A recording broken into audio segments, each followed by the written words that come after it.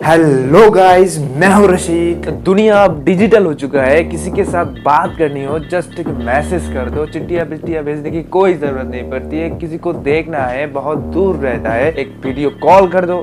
इसलिए हर कोई यूज करता है व्हाट्सएप को। क्या आपने कभी सोचा है व्हाट्सएप अपना सर्विस फ्री में क्यों देता है? अगर सच में फ्री है तो वो पैसे कैसे कमाते हैं? आजकल तो मौत के सिवाय कुछ भी फ्री नहीं मिलता।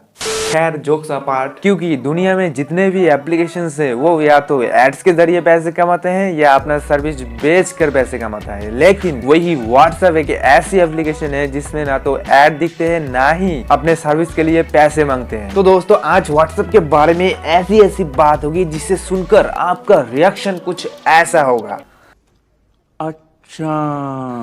तो चलो दोस्तों, शुरुआत करते हैं आज के इस वंडरफुल वीडियो में, titled WhatsApp reality of dark side.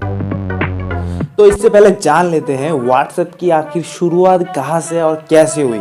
2009 में जन्म हुआ व्हाट्सएप। ये वो समय था जब आईफोन, एंड्रॉइड कुछ समय पहले ही शुरू हुआ और फेसबुक दुनिया में तेजी से फैल रहा था। ठीक उसी समय ब्रायन एक्टन नामक एक शख्स जो अमेरिकन प्रोग्रामर है, उसने फेसबुक में जॉब के लिए अप्लाई किया, लेकिन फेसबुक वालों ने उन्हें जॉब के लिए रिजेक्ट कर दिया। नौकरी ना मिलने की वजह से उन्होंने ठान लिया, यार अब कुछ अलग तो करना ही पड़ेगा, कुछ हटके, कुछ स्पेशल करना ही होगा। तब अपने दोस्त जैन कोयम के साथ मिलकर अपना प्यारा दुलारा लाडला व्हाट्सएप को बना डाला। आप जो मजेदार, stylish, informative, sad WhatsApp status update करते हो, शुरुआत में तो व्हाट्सएप को सिर्फ उसी के लिए डिजाइन किया गया था, लेकिन जैसे ही इसमें प्राइवेट मैसेजिंग का फीचर ऐड किया गया, व्हाट्सएप दुनिया भर में कोरोना की तरह फैल रहा था और फेमस होने लगा। क्योंकि उस समय लोगों के पास फ्री मैसेजिंग के लिए कोई भी जरिया था नहीं और उस समय साधारण सा टेक्स्ट भेजना लोगों को बहुत ही महंगा पड़ता था, जबकि व्हाट्सएप लोगों को मुफ्त में कहीं पर भी फटाफट मैसेज भेजने का सुविधा दे रहा था और उस समय लोगों के लिए ये कोई मामूली बात नहीं थी, जिसके चलते व्हाट्सएप के यूजर्स तेजी से जैसे कि बुलेट ट्रेन की तरफ बढ़ने लगा। अब व्हाट्सएप फेमस तो हो गया, लेकिन व्हाट्सएप पूरी तरह से फ्री होने के कारण डेवलपर्स ब्रायन एक्टन, जेन कोयम को कोई भी कमाई नहीं हो रही थी। और देखा जाए तो दुनिया में कोई भी फ्री एप्लीकेशन तीन तरह से पैसे कमाते हैं। पहला, एड्स के जरिए। एग्जांपल के लिए यूट्यूब को और फेसबुक को ले लो। दूसरा है इन ऐप परचेस, मतलब कि ऐप के अंदर, मतलब कोई भी एप्लीकेशन के अंदर कुछ भी खरीदना। एग्जांपल के लिए यूट्यूब को ही ले लो। अगर यूट्यूब में एड फ्री अगर वीडियो देखना चाहते हो तो उसके लिए आपको मेंबरशिप लेना होगा यूट्यूब का, पैसे देकर। उसे ही इन ऐप परचेसेस कहते हैं। और दूसरा है यूजर्स का डाटा बेचकर। ये तो आप सब लोग जानते होंगे क्या है, तो भी मैं बोल देता हूँ। अगर एप्लीकेशन के अंदर कोई भी एक्टिविटी आप करते हो, वो जाके स्टोर होता है ऐप के सर्वर में और उसे ही बेचकर डेवलपर्स पैसे कमाते हैं। लेकिन ब्रायन एक्टन, जेम कोयंग दोनों ही इस एप्लीकेशन के अंदर एड वगैरह दिखाने के पूरी तरह से खिलाफ थे।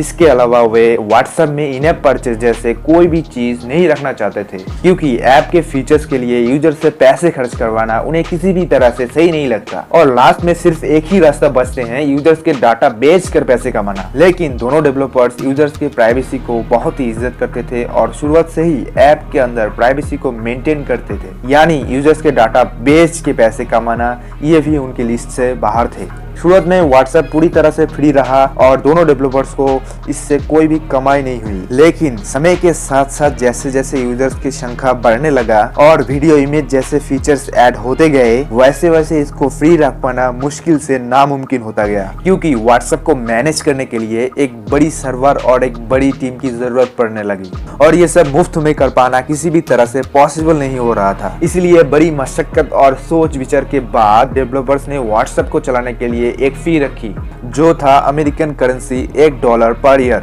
लेकिन इस $1 का सबसे खास बात यह था कि यह डोनेशन की तरह था, क्योंकि साल के अंत में ये फी अगर नहीं चुकाया तब भी उसका व्हाट्सएप बंद नहीं होता था, जिसमें कुछ लोग पे करते थे और कुछ लोग ऐसे ही व्हाट्सएप को इस्तेमाल करते थे। बिजनेस के हिसाब से ये डिसीजन पूरी तरह से गलत था, लेकिन सबको चौंकाते हुए ऑप्शनल होने के बावजूद जिन लोगों ने पे किया, जिसके कारण व्हाट्सएप बिना किसी परेशानी के ऐसे ही चलता रहा। हालांकि व्हाट्सएप की कमाई जितना भी हुआ उससे सिर्फ व्हाट्सएप के खर्चे पूरे हो पाते थे। धीरे धीरे और भी यूजर्स जुड़ने लगे व्हाट्सएप के साथ और बड़े बड़े इन्वेस्टर व्हाट्सएप को अप्रोच करना शुरू कर दिया। लेकिन व्हाट्सएप के डेवलपर्स नहीं चाहते थे कि ऐप के अंदर कोई भी ऐड चले। अब ऐसे में डेवलपर के पास सिर्फ दो ही ऑप्शन रहा। पहले में वो कमाई शुरू करने के लिए व्हाट्सएप में कोई बिजनेस मॉडल तैयार करे या फिर दूसरा एप्लीकेशन के लिए कोई अच्छा सा खरीदार ढूंढकर उसे बड़ी कीमत में बेच दे। ब्रायन एक्टन और जेम कोयोंग दूसरा रास्ता चुनते हुए व्हाट्सएप को बेच दिया। 19 फरवरी 2014 ये वो दिन था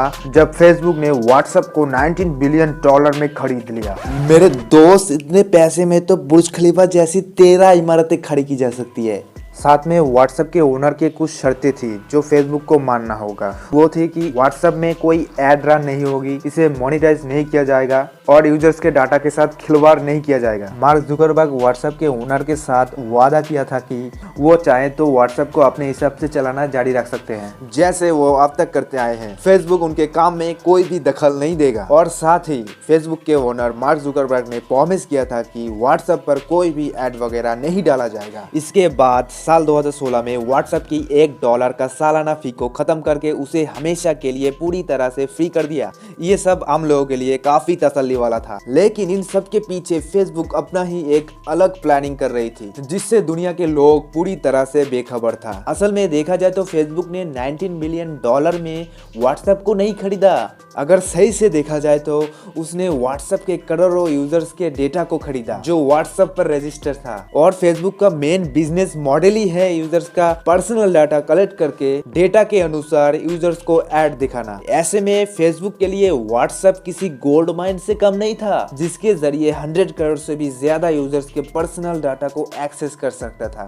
इसीलिए तो व्हाट्सएप को खरीदा। नहीं तो कौन ऐसे एप्लीकेशन को खरीदेगा इतने पैसों से जिस पर कमाई का कोई सोर्स ही नहीं है। फेसबुक अपने दूसरे सभी सोर्सेज से मिलने वाले डेटा और व्हाट्सएप के डेटा को कंबाइन करके लोगों को और भी ज्यादा बेहतर पर्सनलाइज्ड ऐड दिखाने की प्लानिंग कर रहा था। ब्रायन एक्टन के साथ किया गया प्रॉमिस टूट गया। ब्रायन एक्टन 2017 में फेसबुक से क्विट कर लिया। जॉब से क्विट करने की वजह से ब्रायन एक्टन को $850 मिलियन का नुकसान हुआ। इसकी परवाह ना करते हुए उन्होंने बताया फेसबुक व्हाट्सएप यूजर्स के पर्सनल डाटा को यूज करके फेसबुक पर टारगेटेड एड्स दिखाने के लिए इस्तेमाल किया जा रहा है, जिसके चलते यूरोपियन कमीशन द्वारा फेसबुक के ऊपर 110 मिलियन यूरो का फाइन भी लगाया गया था। ये सब काम तब से हो रहा है जब फेसबुक ने 2014 में व्हाट्सएप को खरीदा था। व्हाट्सएप द्वारा आपके फोन से लिए जाने वाले डेटा में आपका फोन नंबर, प्रोफाइल पिक्चर, नाम, status, login activity, contact list, online shopping record,